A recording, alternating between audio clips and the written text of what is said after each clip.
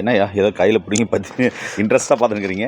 ஆமாம், என் கையில் இருக்கிறது தான் இது நன்னாரி. இந்த நன்னாரியோட வேர் பாகம் தான் நமக்கு வந்து மருத்துவ குணமாக பயன்படுது. இந்த நன்னாரி சர்பத் அப்படின்ட்டு பார்த்தீங்கன்னா கோடை காலத்தில் நம்ம நிறைய பயன்படுத்துவோம்.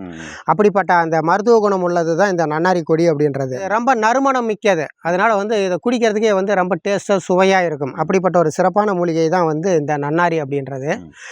இது முக்கியமாக இந்த யூடிஐ இன்ஃபெக்ஷன், அதாவது சிறுநீரகம் சார்ந்த பிரச்சனை, சிறுநீரக தொற்று வருது பார்த்தீங்களா, அது மாதிரியான பிரச்சனைகளுக்கு ஒரு நல்ல தீர்வை தரக்கூடிய ஒரு மூலிகை தான் வந்து இந்த நன்னாரி. இதில் எடுக்கக்கூடிய அந்த வேர் கஷாயம் தான் நமக்கு வந்து மருந்தாக பயன்படுது. ஒரு வெகு சிறப்பானது, உடலுக்கு குளிர்ச்சியை தரக்கூடியது. அது இல்லாமல் ரத்தத்தை சுத்தி பண்ணக்கூடியது, மருத்துவ குணம் மிக்கது. முக்கியமாக அந்த சிறுநீரகம் சார்ந்த பிரச்சனை இருக்கிறவங்களுக்கு ஒரு எளிய முறையில் சிறப்பான தீர்வை தரக்கூடிய மூலிகை இந்த நன்னாரி அப்படின்றது. இது முக்கியமாக எல்லா இடத்துலையும் வயல் வரப்புகளில் கண்டிப்பாக இது வந்து தன்னிச்சையாக சின்ன சின்ன கரட்டு பகுதியில் தன்னிச்சையாக விளையக்கூடிய ஒரு மூலிகை இது.